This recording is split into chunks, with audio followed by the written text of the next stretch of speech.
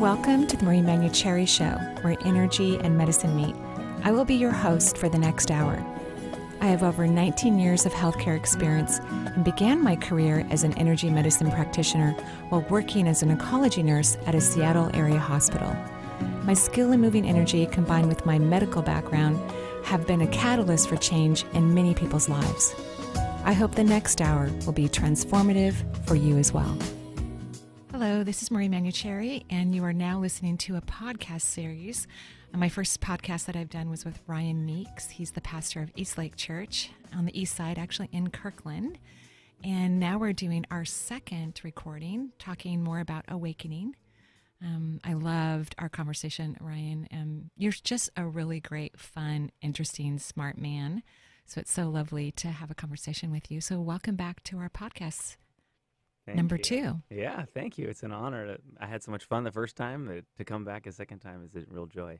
Oh, well, thank you so much. And, you know, before we went live, we were chatting with your wife and my assistant, Lisa, and your wife, Michelle, who's sitting with us, all right? And we were talking about the smog, right? Because there's quite a bit of smog right now. Yeah.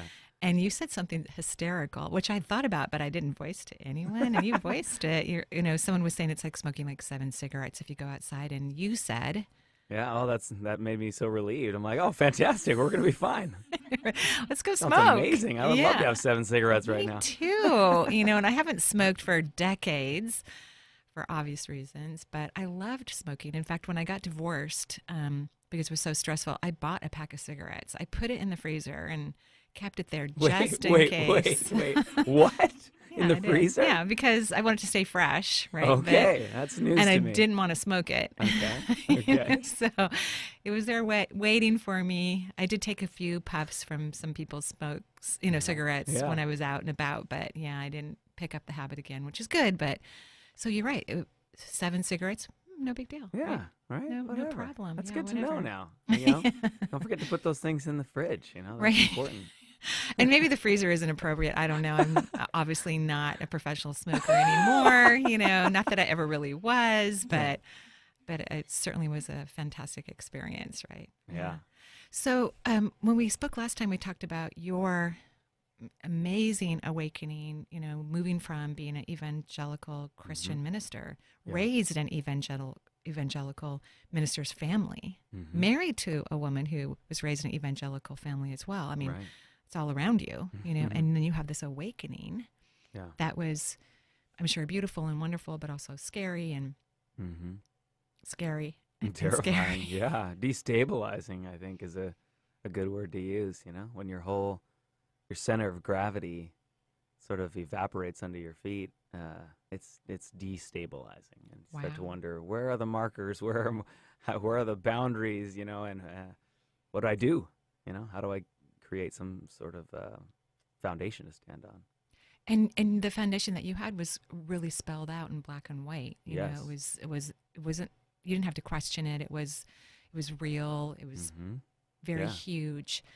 And I can't even imagine that type of destabilization. I love the word that you used, how profound it would be. And at the same time, I'm assuming you must have been also having grief.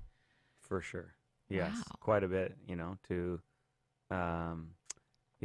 I think the caricature from those who saw my shift as frightening or dangerous is the caricature for them is that I did this in some sort of like rebellious way, like I sort of kicked over the sandcastle of my evangelical faith, when in reality what happened was the tide of experience and reality and relationships came in and washed it away, and I was like laying in front of it, like, no, I didn't want to lose my image of God. I didn't want to lose my worldview because, like you said, it was, first of all, it was curated for me. I was told this is how the world is, right? And so it was a tight system, right? It had an answer for everything, and to lose all of that was, it was hard to go, man. Everything connects to everything, and so when the floor falls out, it's a little hard. And when we have a philosophy of a belief system that is based in fear, right? Totally. Which we all do anyway, but when it's an obvious fear based on evangelical teachings, I think it's even 1,000 times scarier because the people who still believe in that don't understand why you don't. Exactly. And to them, it could even be not only that you're being rebellious. I think that was a very generous word, by the way. Probably evil. Yeah. Oh, for right? sure. I got a few of those emails. Yeah. What did All you caps, you know. What did you do with those emails? That's what I want to know. Yeah. Did you delete them? Are they in a file somewhere? Yeah. I mean, good question. What happened with those emails? I did delete them. Wow. And actually, I got a couple handwritten letters and I got a couple death threats as well. And in retrospect, it was all happening so fast, and I didn't want that negativity. Like, I didn't want to dwell there, you know? Right. In retrospect, I should have kept the death threats just to be like, okay, we should figure out where these are coming from or whatever. But I was also trying to shield my family from all the stress and fear. And but yeah, I just tried to be like, you know what? I came forward with where I'm at. And like it or not, this is who I am. And I didn't want to dwell with the negativity, so I got rid of them. I think that was wise, right? Although, like you said, who wrote those death threats? Maybe the death threats ones. Just hang on to those. Just give them to the police. In case the police need that, which obviously, how many years now has it been since you had your awakening and you told your congregation? Yeah. How many years has it been now? Well, it was, in many ways, it was an unfolding, So the big shockwave to the system was the formal statement of full inclusion for the LGBTQ plus community. That was in 2015. However, I started sharing some of this stuff before that, and so there was it was like an onion, a layer would come off and a layer would come off, and I'd think I'd be done, I'd be like, okay, there we go, and then it just keeps going, and all of a sudden you get to the end, and you're like, it's all layers. What's left? Like it all left me, and so I would say that started in 2012.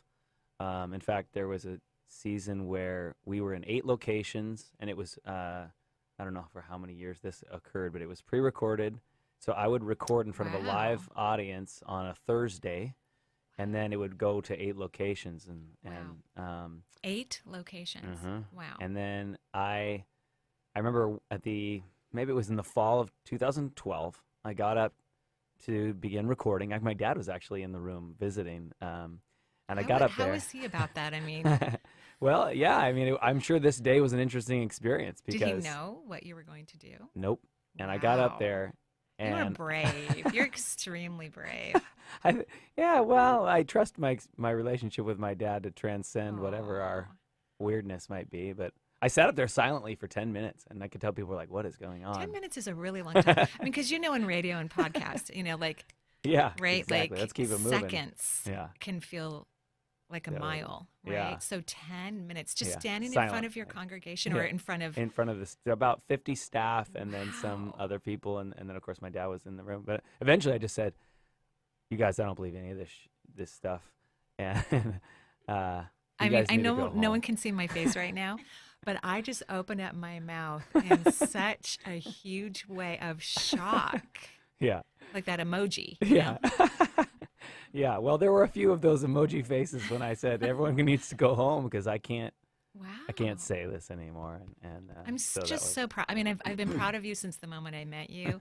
But hearing this and, how you approached your awareness, I'm just so incredibly proud of you. You're such a courageous individual. Well, thank you. The reality is less sexy. I think not bringing forward my truth for too long became so painful that I appreciate it being labeled as courageous. It was also partially I could not take the pain of my disintegration for another day, and so yeah.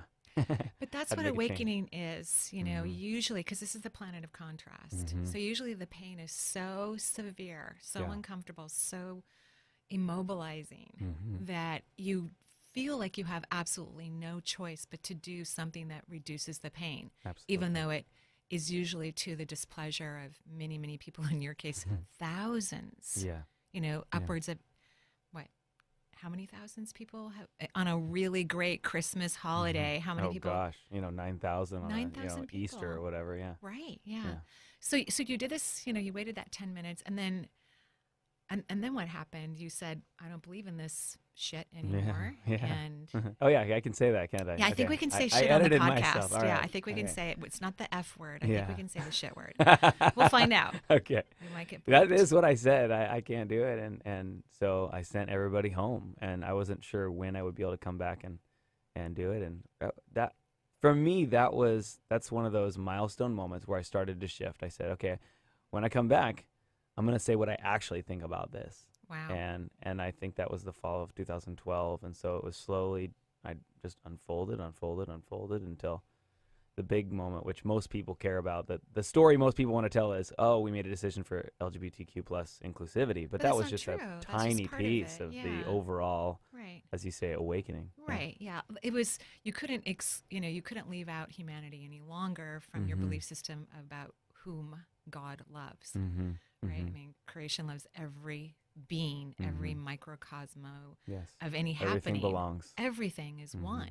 So God loves everything, and it doesn't matter what that thing is. Right. Yeah. So that's what you had, was this awakening of the realization. You had your own multisensory, many multisensory moments where you began to feel the real love of Christ and God and creation, which is immensely powerful and so delicious down to the core of your cellular being that everything looks beautiful. You know? Absolutely. And a lot of it was relationship with people, and I've had a lot of opportunity to travel all over the world to different continents, and mostly it's not like pleasure hasn't been pleasure travel. It's a lot of like conflict zones and areas that the World Health Organization are like, these are at the bottom of the list. Go. Yeah. So yeah, and in fact, when I went to the Central African Republic, it was on the list of like, do not travel here. Scary. But it was a fantastic experience. But it was also part of the unraveling, because here I am face to face with these beautiful beings. Were those mostly these beautiful missions people. when you were traveling? Were they relief work? based? We weren't trying to get people to become Christians. Oh, nice. Which I'm so glad about now. In retrospect, you go like, thank goodness we celebrated their know. indigenous qualities. Yes, or wherever whatever it you're at was. is fine by me. That Yeah. kind of thing. But to be in relationship with these incredibly beautiful people who had totally different worldviews and experiences, it was just arresting to me to think, they don't need to change.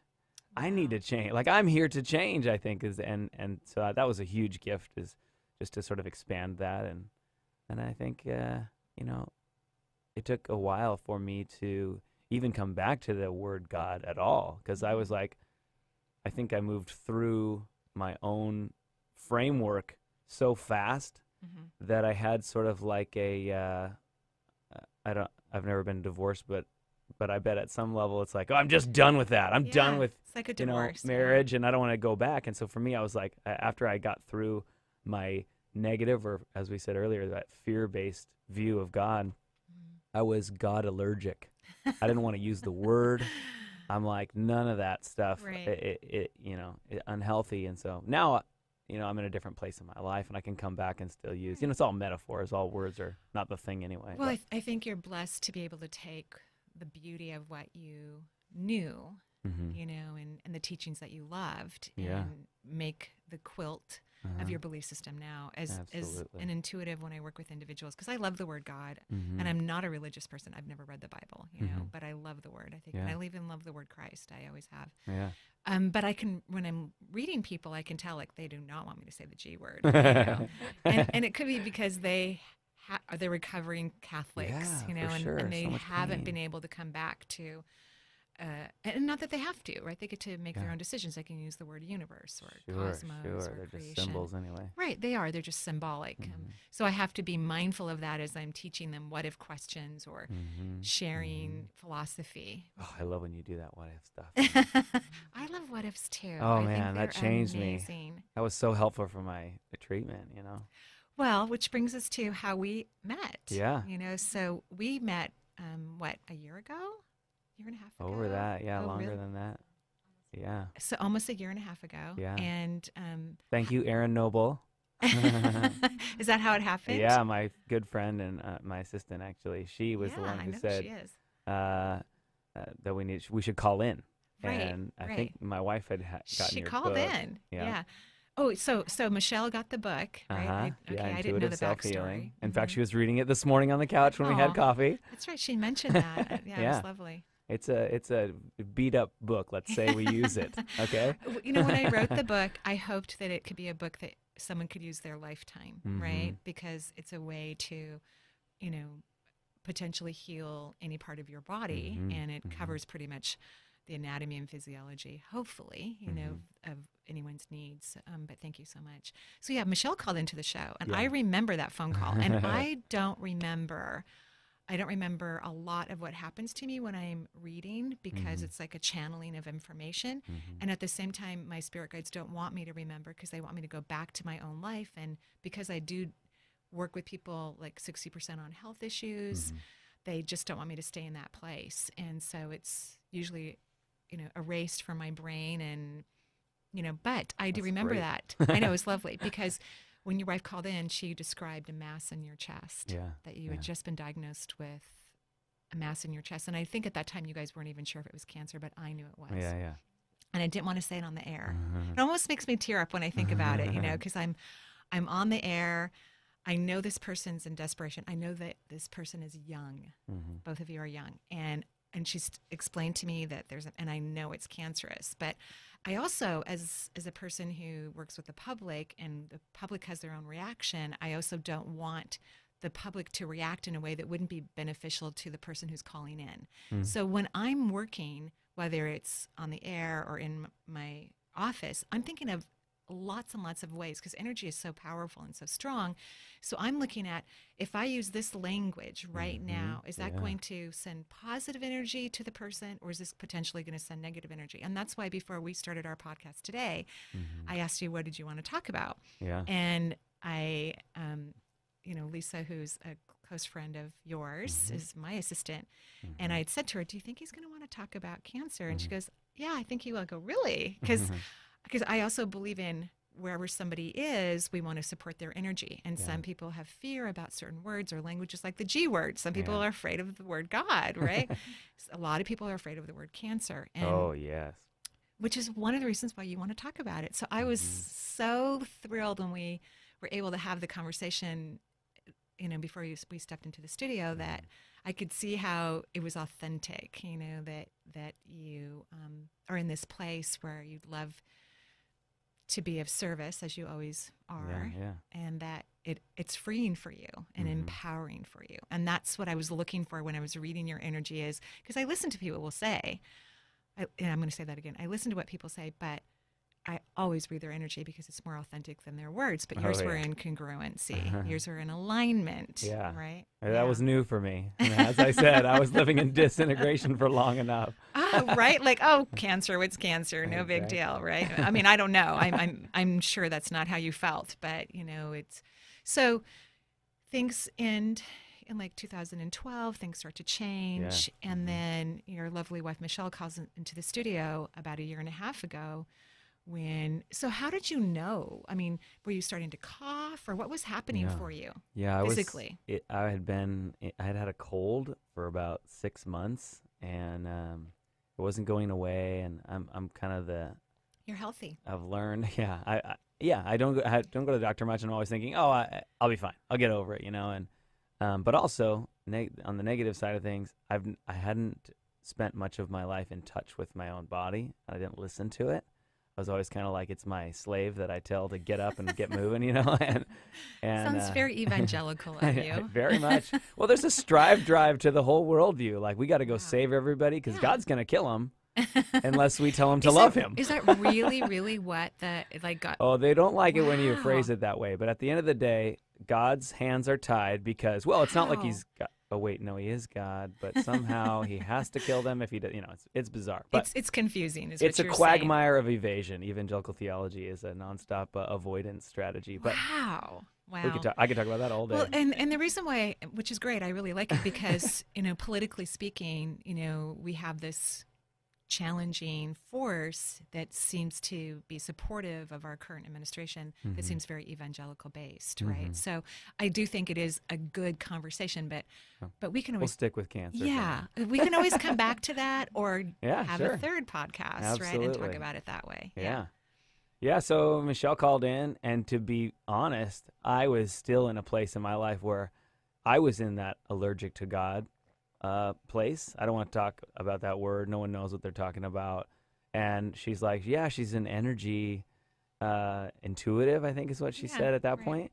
And I was like, I don't care, babe. I don't need any of this woo. If this makes you feel better, go ahead and call in, you know. But I just like, I'm just done with any supernatural, what I deemed supernatural. I don't think actually this is supernatural at all. I think it's supernatural. I like it. It makes me very happy. It makes total sense to me. Yeah. Like, energy's real. You don't have to believe in it. Whether you believe in it or not, energy exists. Energy's not like, oh, do you believe in me? Then I can be real, you know? It's like, sorry guys, it's real. It's subatomic particles, right? Totally. It's like high school science when they're trying to teach you about electrons and protons. It's an invisible thing that actually exists and attracts more of the same. Yeah, absolutely. And as Westerners, of course, we've been sort of programmed with the propaganda of a materialistic worldview that says there's nothing going on that you can't see, and you know, it's so reductionistic, and unfortunately, it traps people in,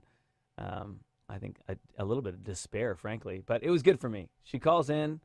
I don't remember what I said to Michelle, quite frankly. I just remember, oh my God, he has cancer. And am I going to say that on the air? Nope.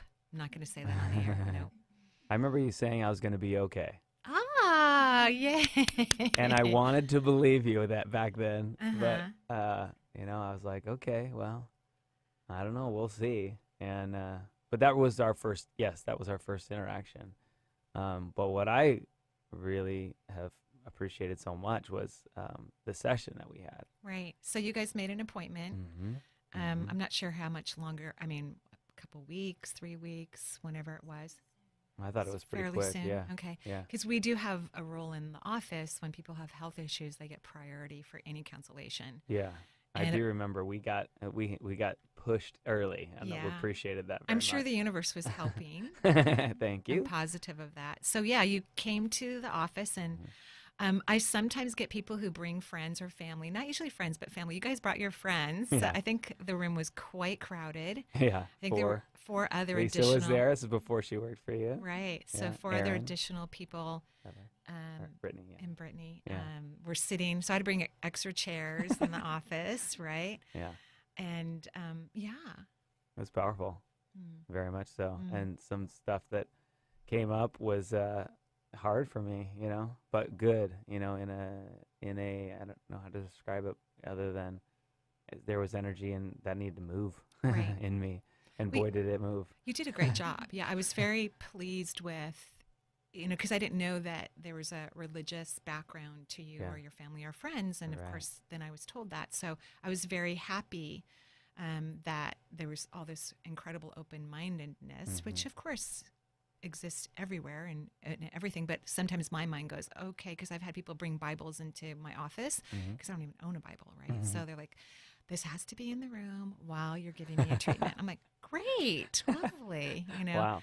And so I didn't know what was going to happen, of course, right? And I don't want to filter myself because I don't think that's beneficial for anyone. But at the same time, when I'm watching energy flowing, just like how I'm checking to see if the G word is going to be offensive to someone's energy system, I don't want their energy system to contract. Although sometimes if there's a contraction, that could be evidence that, oh, we need to talk about this, right? Like that word or whatever we were talking about is contracting your energy, and then we can have the conversation. But that didn't happen with you. You just kept expanding and expanding and expanding. And it became very clear to me that the awakening that you had and the responsibility that you felt for the people who have attended your church is what created the disease. Yeah. Oh, and back then I still would have been reticent to that. And at this point in my journey, it's obvious to me, like, that I gave myself cancer. Like, I was just so full of grief. And it was grief, definitely grief. But I never look at it that way, even though that's kind of the logical way we look at manifesting and co-creation. Yeah. But because of the fact we haven't been taught, we've barely begun to understand how we manifest, which we do all the time. So even though there is some truth to what you said, I never look at it that way because we are like the blind leading the blind when it comes to the manifesting world. Sure. So we have no idea what we're creating. And on top of that, the universe believes the contraction. Well, we believe that if we come to Earth, a contracted time-space reality, that we may grow and expand. Yeah. So we are inviting, Yeah. this is what we say before we incarnate, at least in my interpretation. We say, so I really want to work on this. And if I don't figure it out by this age, you can go ahead and do this, because we pre-plan it. And the universe goes, we're going to do whatever's going to surprise you, because they love surprises. Yeah. Surprise!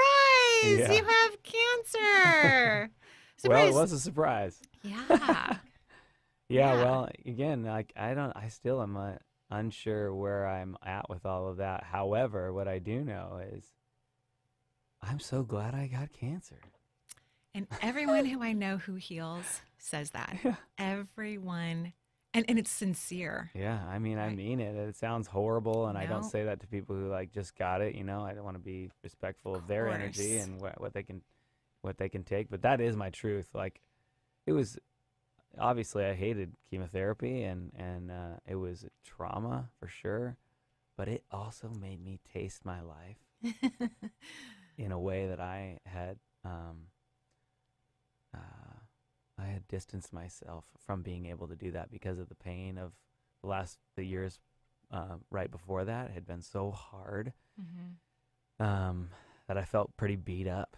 And I think in a effort to self-protect, I closed off a little.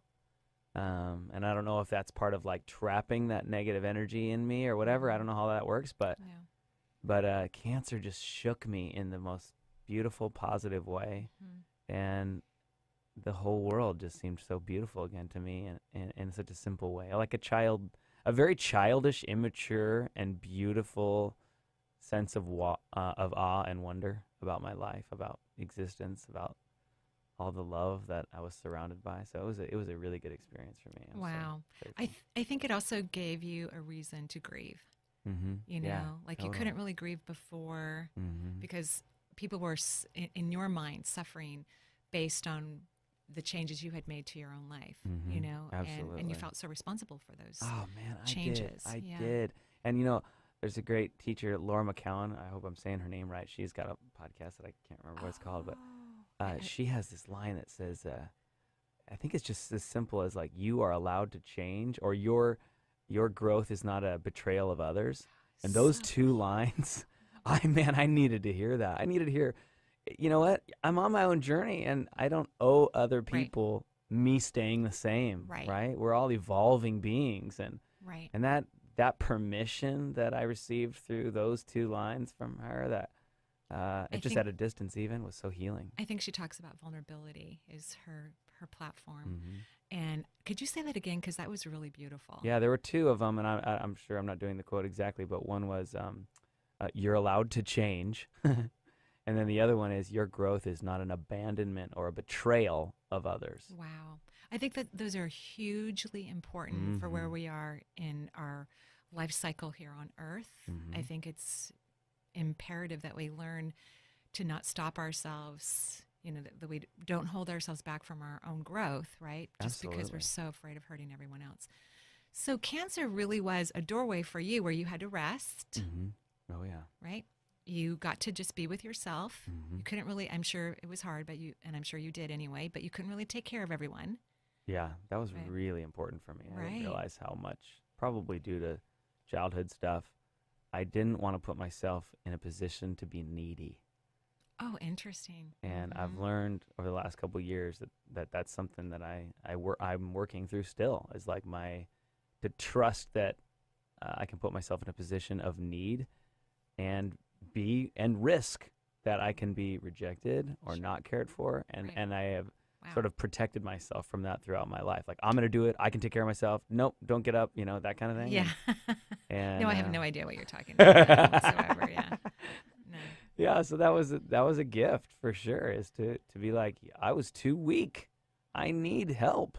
And I actually had some pretty tender, vulnerable moments when my parents came to visit, where I just let my mom hold me, and I think it was probably hard for my mom to. I had colic for my first 6 months of my life. I just cried and cried, and so I think it was almost a little bit of a go back and heal something where a young mom with her first baby couldn't feel like she couldn't console. You know, And so in this cancer moment, there was this opportunity for her to hold me, and I was receptive to it. And so I think that was a good moment. She had been trained well, because you couldn't be consoled, so she knew she could stay there and be patient with you. And wow, that's really beautiful. It was for everyone. Yeah, exactly. Wow. So again, there's just so much good that came out of that. I'm so thankful for. The one thing, and of course I don't remember much from sessions, but the one thing I remember that makes me giggle from time to time, because you and your wife were making a decision on what oncologist to go to. Yeah. And I just remember this over and over again when we were in the room, and you had picked, you were pretty sure you were going to go with one oncologist, but I didn't like that one for some reason. And I was questioning, trying to figure out why I didn't like this one oncologist, even though I don't know them. I'm just from an energetic perspective. I'm reading the energy. And this is something I do for clients regarding medicine or physicians or whatever. But I liked the other one so much. And then someone, I think it was Michelle, I'm not really sure, but he had 100% cure rate for my specific kind of cancer. And I'm like, so why aren't we going with this guy? I don't care what his bedside manner is. I don't care. Totally. And that's, I believe, who you chose ultimately. Yeah, right? we did. In fact, what was interesting is when I listened to the session, like I said earlier, I think 4 weeks ago, I listened to my session with you again. And I've done that 4 or 5 times since. Wow. Because I've noticed something different each time. I'm like, oh my God, how come I didn't hear that the first time? It just unfolds, But so we end up going with that one. But during the session, before you had heard that, you had said, you mentioned someone at a particular hospital that's closer to us, and you're like, they have really good. So what ended up happening, I didn't even notice this, is we started with that oncologist that you had liked in the session. And then by the time I was halfway through my process, we felt like we're doing really well. Maybe we can move closer to home. And we ended up with the other one that you had, other hospital that you had mentioned to go to. And it was a fantastic experience. So we really started off in a wonderful supportive environment. Right. And then ended up going to the other one that you had highly said, I think this would be a good fit for you guys. Yay. But I didn't even put those together until 4 weeks ago. And it's good just to get another opinion, right? That's not medical, even though I have a medical background, but an energetic, so that you can, because then you start to feel the energy of what's in your best interest, right? Oh, yeah. Like looking back now, I can see how every oncologist that we went to, there was an immediate sense interesting. in the place, like about what does it feel like to be in here?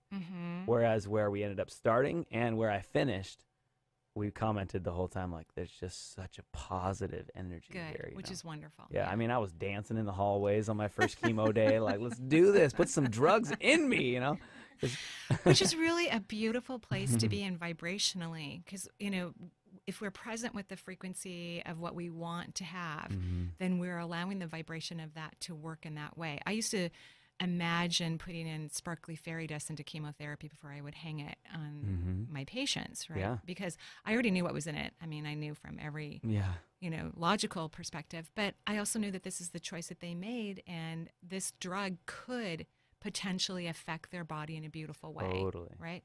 So, yes, it's always interesting to me, the clients that I recommend to use chemo and the clients that I don't recommend to not use chemo.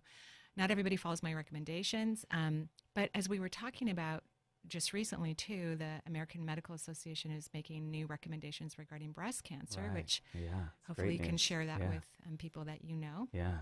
Where for women, because men get breast cancer too, actually, that unless the stage is, I don't know their actual cutoff, but depending on the stages, definitely stage 1 and 2, no chemotherapy is now recommended. Hooray. No chemo, and probably not for every form of breast cancer, because there's over 200 different types of breast cancer, but obviously for the non-aggressive ones, which like ductal and all kinds of interesting ones that are more common, which is really good for people to know. Like, okay, I think we're changing our consciousness. Like when we hear stories about you and how, you're healthy and well, but you made really good choices and you did inner work at the same time that you were going through conventional treatment and non-conventional, because you used what felt right to you, which was lovely. Yeah.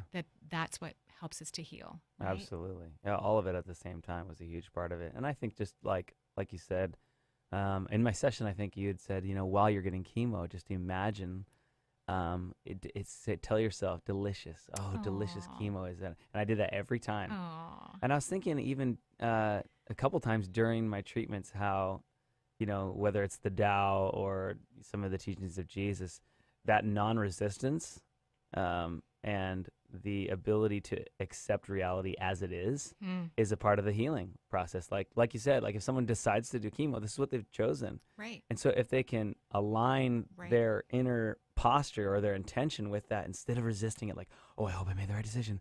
I don't know if I like this. This is negative. This is all chemicals. It's like, dude, this is where you're going. Right. Open to it. Accept it. This is going to be great. Here we go. That kind of energy is so positive. I feel like that really carried me through. Like, hey, I have cancer. I'm not going to spend any energy resisting this. Wow. This is what is. Wow. So once you can, I just think of the energy I saved by not spending any more time there. And I just said, okay, I have cancer. This is my next adventure. Here we go. And I think that was a big part of our positive experience. Not to diminish how horrible being sick with chemo is. It was terrible.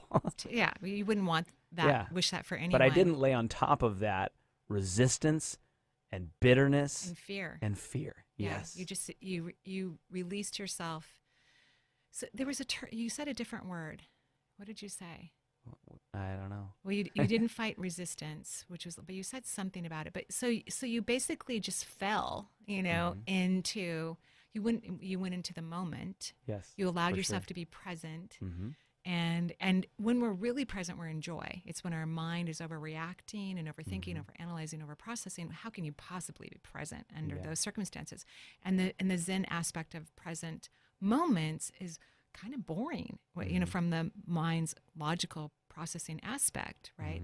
But it's also very beautiful and very bright, and everything is alive with energy. Everything is alive with energy. Yeah, and you only have a certain amount of resources, mental and energetic, physiological. So if you're spending them all on stress and fear and worry, then you don't have anything left for love and peace and joy. It's like a certain amount of resources. That's why when we are, trying to listen to our navigation, we turn the radio down.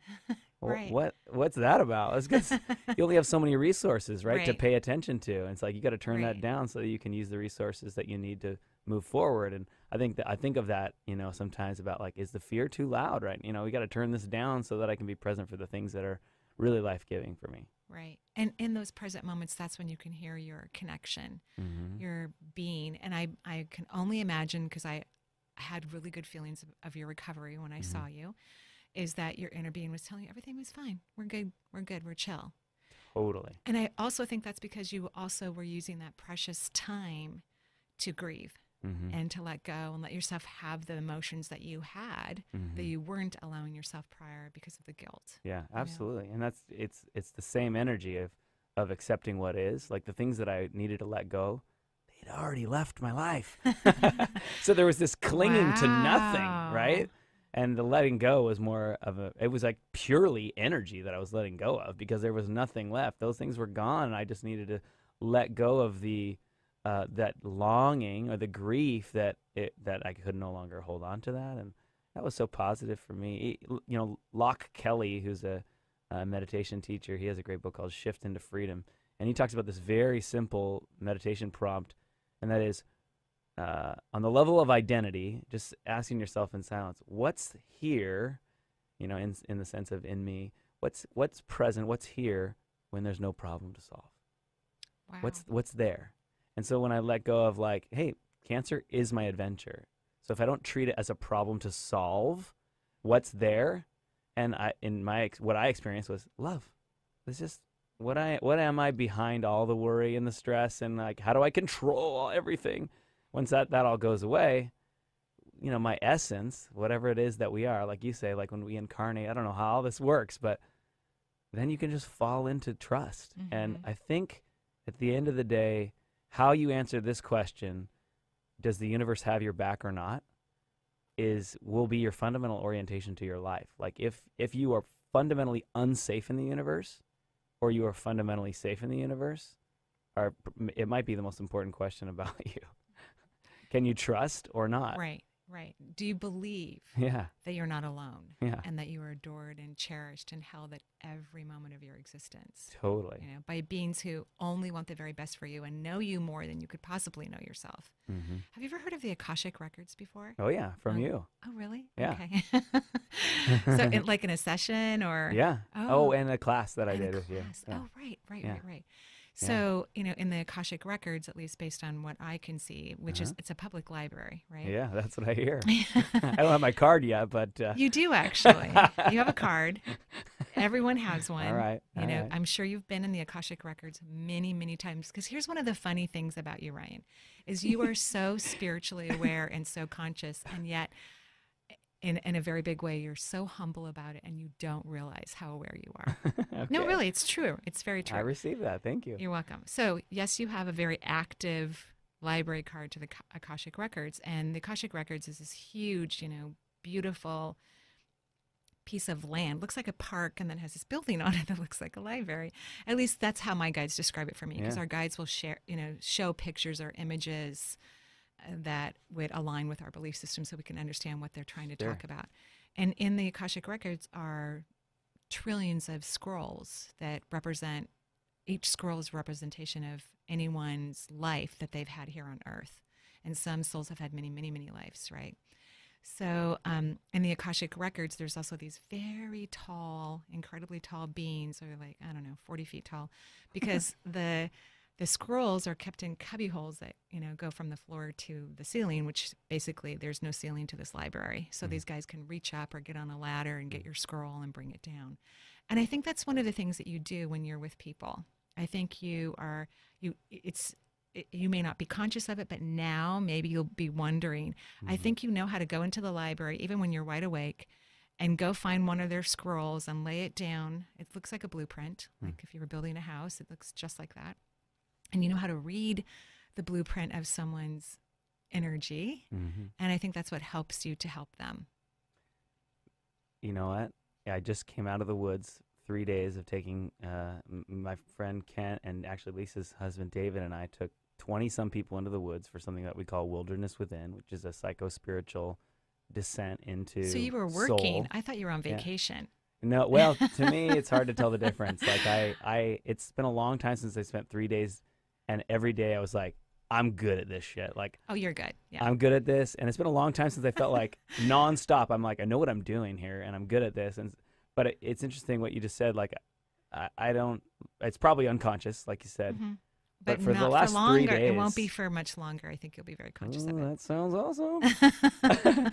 But like all 3 days, I could intuit something with these people. Like I'm looking in their eyes at different moments. We're doing some of these soulcraft practices, and I have this knowing.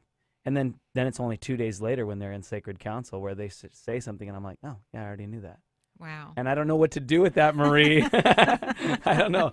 Apparently, I'm going to the library over there in the Yeah, sky, but you are. but you're right. At some level, I am conscious that You're very I'm conscious. touching my intuition, which I haven't felt disconnected to. Right. I think you've always had a consciousness of people. That's why people are comfortable around you and can share some of, that's why you were and are a minister, even to people who had a very vast different belief system, because you're able to read individuals. It doesn't matter what they believe in. And they feel safe with you. Yeah. Right. Until you came out of the closet, then maybe some of the people don't feel safe with you anymore.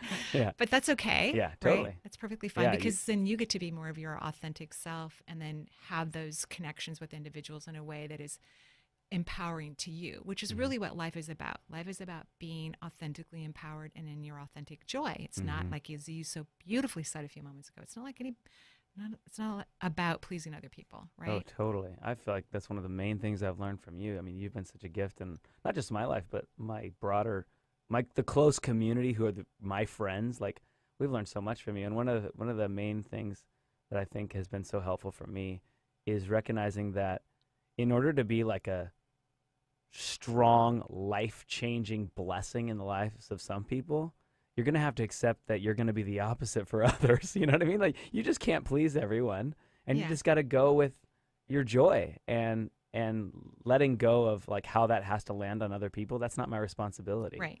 I put forward my truth, my work, my artistry, whatever you want to call it, and then just let it go. Let it be. Wherever it goes, it goes. And that's been a really freeing teaching that you've been so gracious to share with us.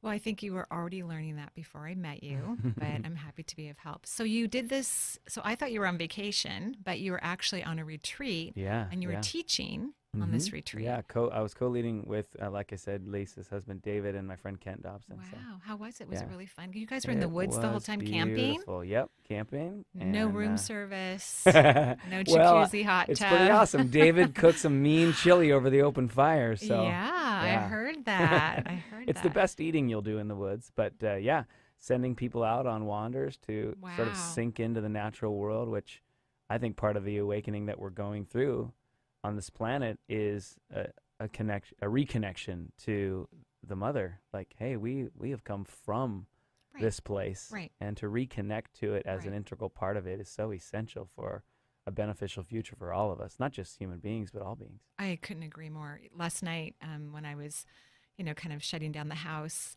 I was sitting and I looked out one of the doors that's glass, and I saw something like on the glass. I'm like, what is it? Because there's weird stuff that lives behind my house.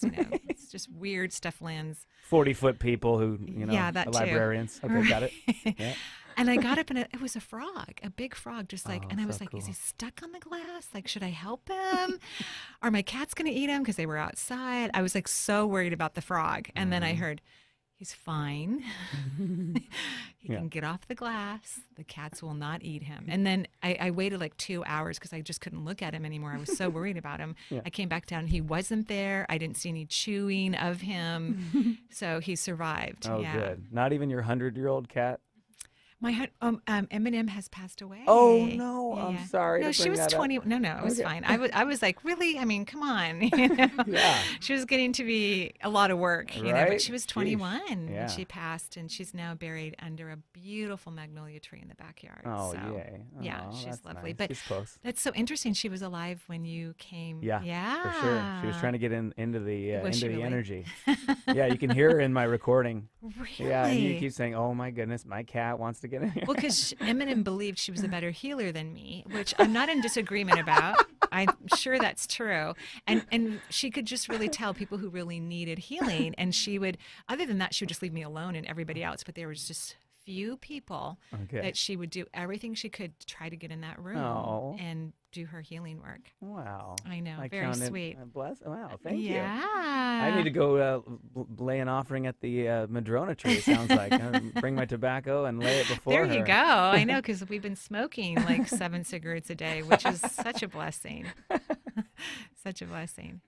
So what's next for you? God, great question. I thought I was going to ask you that. What is next for me, Marie? Besides writing my book, of course. I was going to say I've already given you instruction on that, and I will repeat it. I think you should write a book. You're very articulate. You're super smart. Oh, thank you. You're funny, and you're very aware. And I think that your voice would be greatly received, not only for people who aren't involved in religion, but for those who are, who maybe, because one of the things you noticed when you started to speak openly at church is that there was a lot of people sitting in the pews who actually believed what you believe, but they weren't speaking it. Yeah. Yeah. I love churches empty, like Catholic churches. I find them stunning, but I don't want anyone in there, certainly not a priest. and I would have even taken my children to a Catholic church, but I really didn't feel that they were safe. And of course, we kind of know that now, right? Sure. That was good intuition. Right. So I'm just, how many other Catholics feel that way when they're sitting in a pew? And of course, we already know Catholics are very bad at following their Catholicism, rules. Like, I don't know a Catholic who doesn't take birth control if she wants it. Right. So I found that fascinating that there was all these people who were already having feelings like that, but were shoving them down or not speaking them, who were, I'm sure, happily surprised and delighted with, I even know that's true with people who left. Really? People go to or leave churches for a variety of reasons, and many who departed, and no hard feelings for this at all. Of course. They did so for reasons that were totally disconnected from the shift we were having. They were like, I'm totally on board with this, So I think people need to have things externalized before they can touch them internally, I'm sorry. I'm just so shocked. So, because this makes no sense to me. Yeah. So They finally get the pastor of their dreams Mhm. and they leave the church. Is this because they're family? Exactly. See, church is a lot more of a sociological phenomenon than I think even most pastors want to admit. It was a hard awakening for me to realize that um, eh, where your friends go matters a lot more than theology. Because actually, like you just pointed out about, the Catholics, Right. A lot of them. alignment with what the church is actually saying Right. can be ignored. You can be out of alignment, and yet this is a place of belonging for me. So I can still attach to this tribe without needing to believe all the things. And it's sort of the unspoken disintegration of religion, I think. It's like, let's just not talk about how we all believe different things, but we'll nod at the dogma, like we all agree, oh, yeah, sure. But then, the Catholics will walk out and be like, well, my grandmother met with me last night. They're having interactions with the other beings. With dead spirits, yeah, exactly. right? But as long as you don't bring it to the table in the gathering, then we can all sort of continue the farce that we all believe the same things. And so I think that's criminal, personally. I really do. I think that churches would have evolved and changed sooner if people would have spoken out. And I mean, first of all, we probably would have priests married or openly have relationships so that they wouldn't have to prey on each other and children, right? Wow. Yeah. That's very, very huge. And like you said, something very important to realize. So maybe what we need to do is have pastors and priests encourage people to express their views and not be judged by it. And I do a lot of that work. Well, you do, of course. A lot of pastors contact me from around the country and around the world who are like, hey, I believe the same things as you, but I can't say it because I'll lose my job or I'll lose whatever. And so some want coaching, like, how do I do this, and which is the word okay, so back to you, which I find that all very interesting, by the way. I do. Yeah. So what's your next step? Because writing a book, I'm going to be bugging you with that until I actually get a copy signed. Yeah. All right. Done. So what else is next for you? Because I like the term coaching, and I like the term coaching, whether it's other ministers or pastors or everyday people. I just think you're really, really good and talented at it. And again, you're up there in the Akashic Records, pulling down the appropriate scroll and reading, what really needs to happen. Because here's the beautiful thing about healing. If we can have people with wisdom and consciousness bring up the thing that person needs, then that person can work on it, right? And release it or come to peace about it. But if we don't have people who have enough talent, right, to be able to see that so easily, and it's fun for them, like it's fun for you to see that, totally right? It's a joy. Is. Anyway, you know what I want you to do, and you need to go do it. Well, it's funny you say that because I just completed life coaching certification. Yay. And then excited. my plan is to, in 2019, enroll in the Chaplaincy Institute, which is in Berkeley, which is an interfaith spiritual direction program. So that I'll be able to do spiritual direction for Buddhists and Muslims and Christians and atheists. And Great. And I mean, you already can do that, obviously, but it'll be, but obviously you feel that you need the education, which you don't, by the way. And your wife is agreeing with me. Yeah, she's just like fist pumping right now. Yes. You need to remember, women got it going on. I'm not saying men no don't. Doubt. No doubt. Women are powerful. Right. I get it now. Yeah.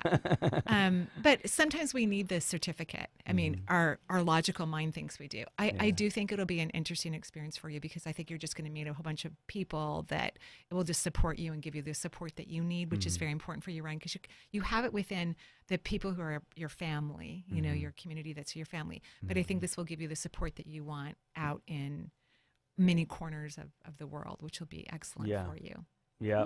I need just to start trusting that I deserve to be where I am, I sometimes I think that's my work this next year, to be like, accept it. I'm good at some of these things. You're great at it. You're great at it. And I need to trust that. And I love what you said, because this is good for everyone who's listening. It's very important for people to value and appreciate themselves. Before clients come to my office, I don't think, oh my God, I hope I do a good job. And I'm not perfect. I have moments where, wow, I don't think I did the best job that I could have or whatnot, or I miss it. But I always say, you are so good at your job, babe. You are amazing. I love you. Wow, you shine. Oh my gosh, you let the light in. I mean, I say that to myself because that's what my higher self is saying to me. Yes, that's what Christ and God is wanting me to feel about myself. So, absolutely. Back at you, okay? Thank you. I received that. Good. Well, I mean, this has been another incredible hour. I Thank love you. interviewing you. I love hanging out with you. Yay, yay, yay. And thank you for sharing, such a deep and personal experience. I know you've shared it with other people, but to share it here on our broadcast about having cancer and being cured. Yes. Yay. and I think the more we can talk about it, we can rescind the fear that humans feel about cancer so that we can really come up with healthy treatments that work extraordinarily well for everyone. Mm-hmm. Yeah. May it be so. Yes. Thank you again, Ryan. Have a beautiful day. Thank you.